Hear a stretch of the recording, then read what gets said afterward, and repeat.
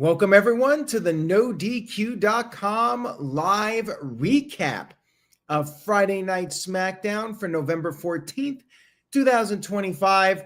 We have Survivor Series War Games coming up in just over 2 weeks. We opened up SmackDown with footage shown from Monday Night Raw with the Women's War Games match being set up. Rhea Ripley and Io Sky from Monday Night Raw came to the ring for a promo. Rhea brought up her broken nose, and then they introduced Charlotte and Alexa Bliss. But we had a little twist in the storyline. Charlotte Flair said that she does not like Rhea Ripley. She doesn't trust Rhea Ripley, and because of that, she told Alexa Bliss that she is out. Count her out for War Games. And Charlotte left the ring. It was a quick segment to open up the show. We had a little twist. Does Charlotte rejoin the team before Survivor Series? I guess we'll have to wait and see on that. It was an interesting way to kick off the show. I could see it going either way. I could see her coming back. I could see her not being in it since we already got the tease of Charlotte versus Jade Cargill. So regardless, I expect Charlotte to go back to singles competition sooner than later. Happy birthday to Caleb, who turns 44 today. Shout out to Caleb Jacobs. We had Jey Uso versus The Miz in a John Cena Last Time Is Now tournament. Pretty solid match here with these guys. A lot of heat for this one. The crowd was definitely into it. Say what you will about Jey Uso, but the fans react to him like he is a top superstar. The Miz interrupted the encore, which I actually thought was pretty funny. They each tried to go for their finishing moves. Jey avoided the skull-crushing finale. Miz avoided the super kick. And then after the commercial break, Miz got the upper hand, and he did John Cena's moves. He did the 5-knuckle shuffle, and then he went for the AA, but Jey countered it with a super kick.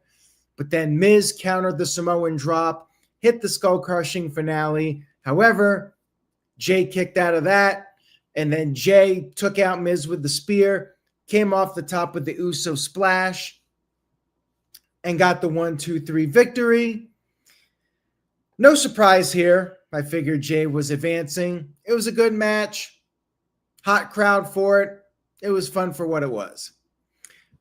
Backstage, we had Tommaso Ciampa venting to general manager Nick Aldis about not getting a match with Ilya Dragunov. Dragunov responded by saying he wants to fight warriors, not jackasses. And he said he was giving an opportunity to somebody that fights with honor, Axiom. Now, in my opinion on this, I feel like Dragunov is ducking Ciampa. It seems like he's scared of Ciampa. Just give him the damn match already, you know? Just my opinion on it, though.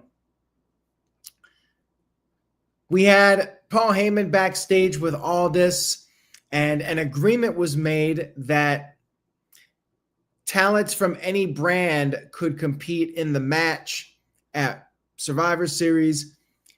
Nick Aldis brought in security, and then Cody Rhodes confronted Paul Heyman and said if Bronson Reed isn't there to fight, he should leave. Reed agreed to fight Cody, and then Heyman wanted it to actually be a title match, which Cody did agree to. So we had a WWE Championship match booked for the main event, but you know damn well there's pretty much zero chance of any kind of title change. But we'll get to that in just a little bit. We had Dragunov versus Axiom, which was a good match, but not much crowd heat compared to the Jey Uso match. Neither guy got an entrance, by the way, but it was competitive. Axiom countered the H-bomb. He did this really cool springboard DDT countering the H-bomb, basically jumped up, got on the ropes, and then did the DDT. And the crowd woke up from this one. They started to get into it. They were chanting, "This is awesome." Axiom did a Spanish fly. However, Dragunov was quickly able to recover. He hit the Torpedo Moscow basically out of nowhere and then beat Axiom with the H-bomb, hugged Axiom, gave him some props, and the run of Ilya Dragunov as U.S. champion continues. Backstage, R-Truth gave his balls to Nick Aldis. Once again, second week in a row.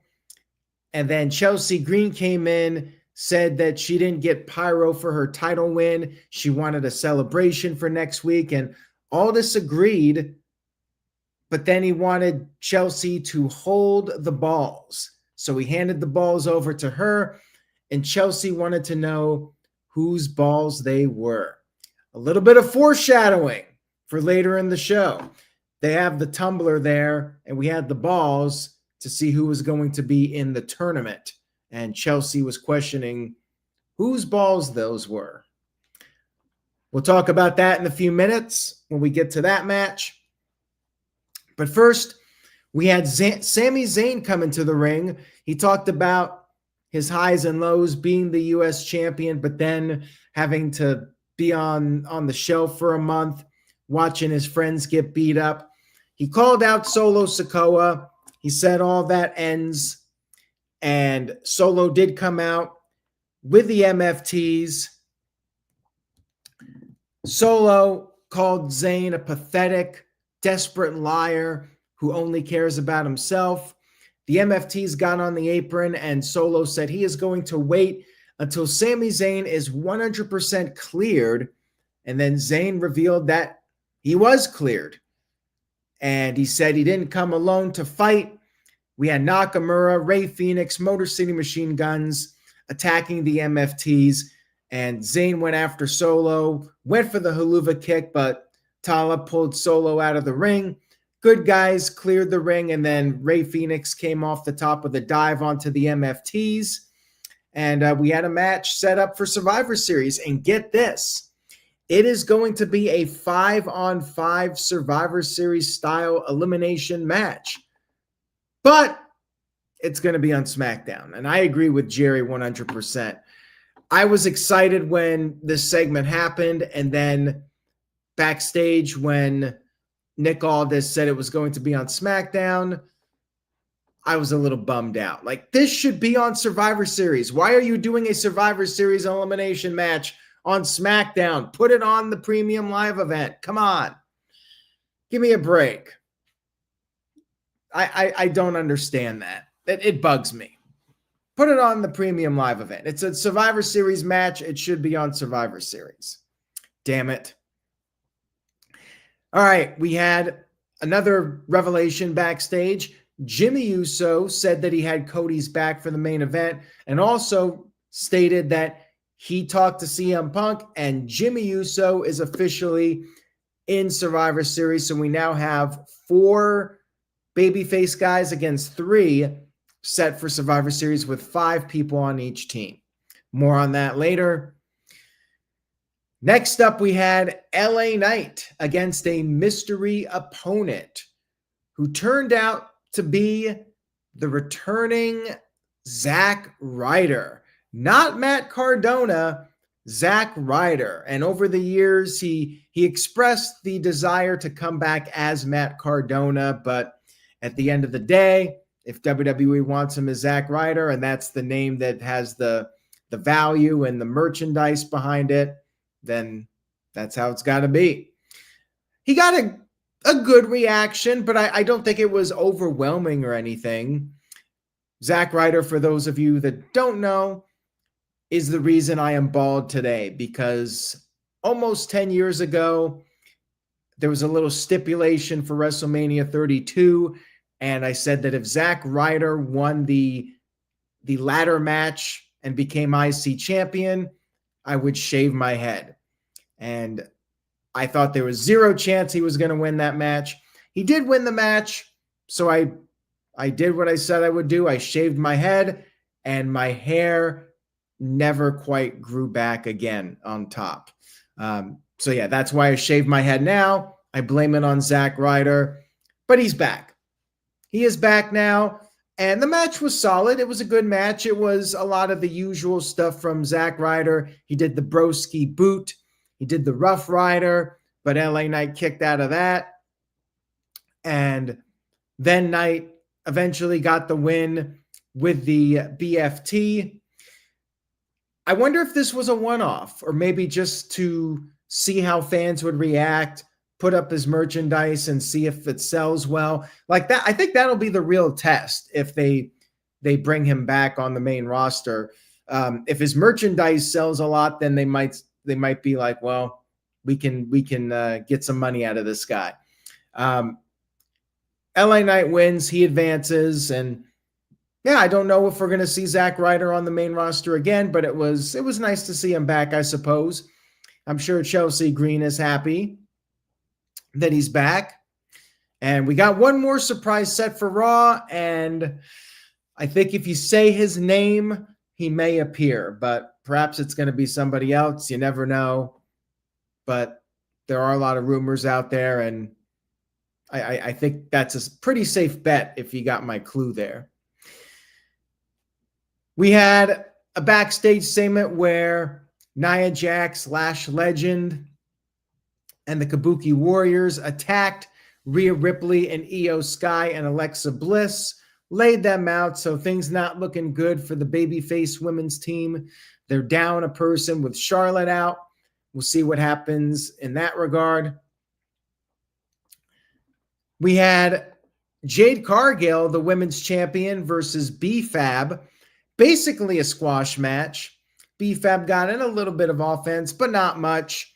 And Jade quickly got the upper hand, defeated her in short fashion with Jaded. And then Michin checked on B-Fab, and Jade shoved her. Michin was angry, but Jade just walked off. I know they're probably saving Michin for a future match, but honestly, I would have been fine if Jade just laid out Michin and moved on to something else. Anyways, it was a good showing for Jade. I think this should continue. Just let her come out there and destroy people until Bianca returns, or you do the Charlotte match. You know, Jade should be just picking up wins in quick fashion going through the roster.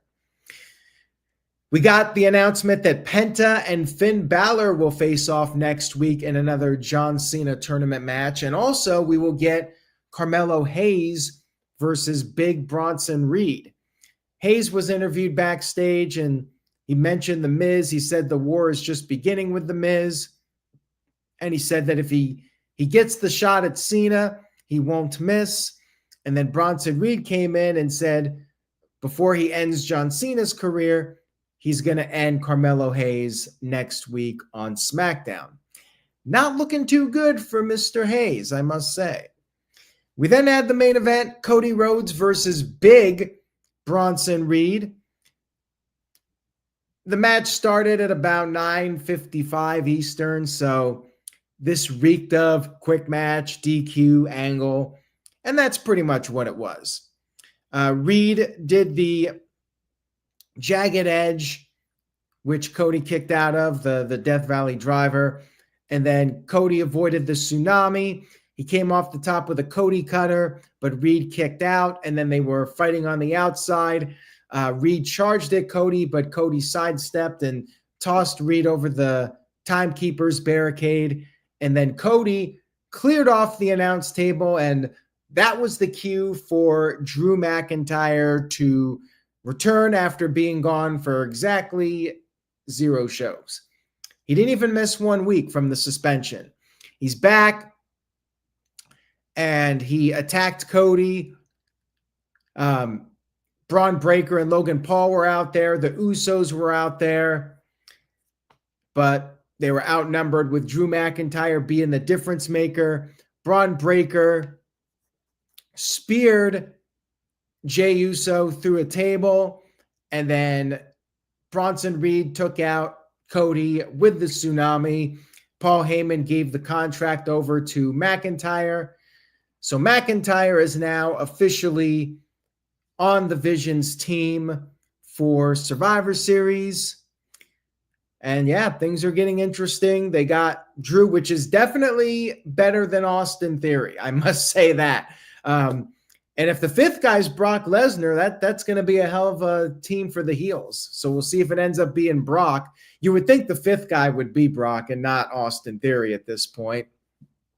So I'm thinking it's Brock and probably Roman Reigns as the fifth and final guy for Cody's team, in which case should be a hell of a War Games match. All in all, I thought SmackDown was good.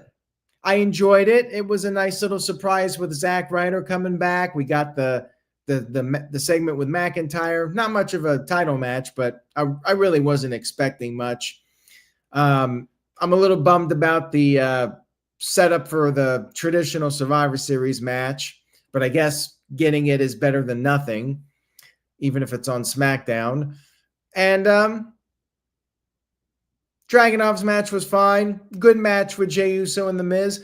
I give SmackDown a 6. I'm not going with 7 just because it didn't really blow me away, but I did think it was a good, solid episode of SmackDown. I did enjoy it. Plus, I think I gave Blood and Guts 7, and I don't think I can put this as high as Blood and Guts. So going with 6. Still enjoyed it. Still a good SmackDown leading into Survivor Series. And Monday on Raw, we got the continuation of the Cena tournament, Madison Square Garden. Should be a hell of a show. I'm looking forward to that one. And I got my birthday next weekend with Full Gear. So stay tuned to NoDQ.com. We got some big shows coming up at the end of the month. Thank you guys so much for watching the stream. I hope you enjoyed it. If you did, please give this video a thumbs up. Spread the word about NoDQ.com. Say yes to NoDQ, and I will see you all next time.